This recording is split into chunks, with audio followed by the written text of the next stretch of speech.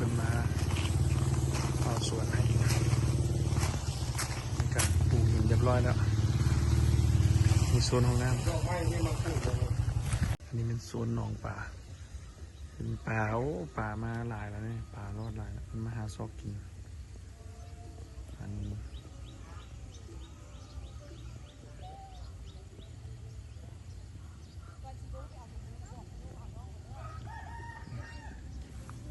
ส่วนใบขี้หูดอันนั้นก็มากรอกน้ำม่วงม่วง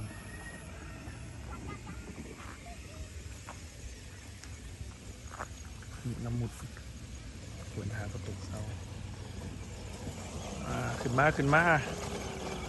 มีปูหินทางลงไปหาขวน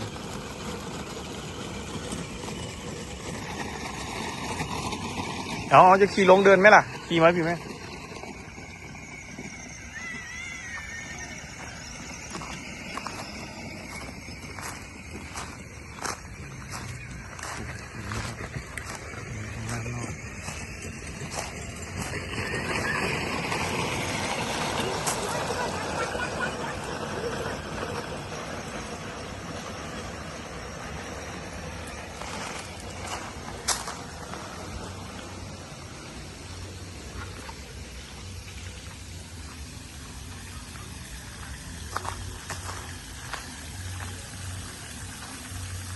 ตู้เป็นเกลือป่า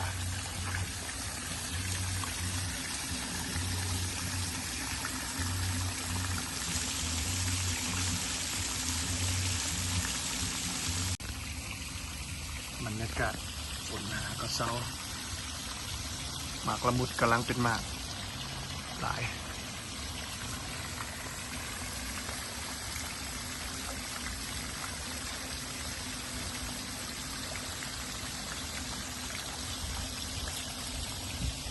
เก็บมาปูหินเลี้ยววานี้ปูเห็ดทางลงไปสวนนี่ลงไปสวน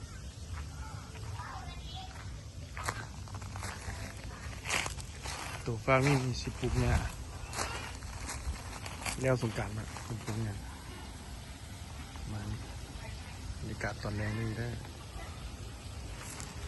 ตอนแรงประมาณนี้อันนี้ปลูกหินเรียบร้อยแล้ว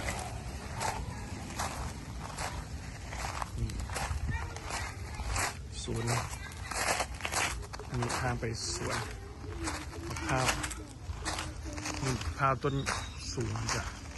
เป็นมากหลายนะช่วงนี้ช่วงแล้วนี่เอาลงลอยปลายหน่อยต้นนี้ยังไม่ทันเอาลงหาเตโตนี่เป็นอีกสวนมองปลายอีกฝั่ง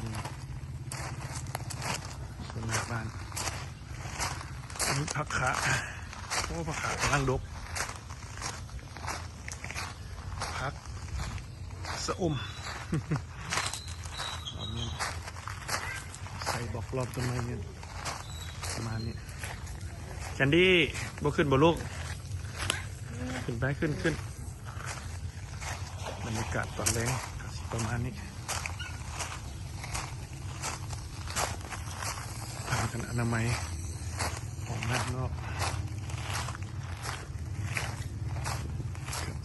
ประมาณนี้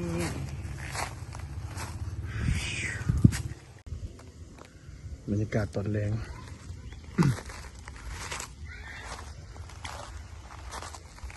บรรยากาศดีฝนหาก็เศร้าคลองกับน้ำคลองกับโบมาสนประทานกับโบมามันนี่โซนต้นข้าวนี่ปูหินหาก็แล้วเมื่อวานโซนหนองตัวนี้ยังจะปลูกหญ้า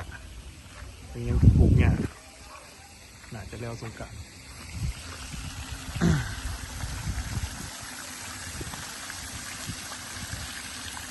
ทำจุดบำบัดน้ำ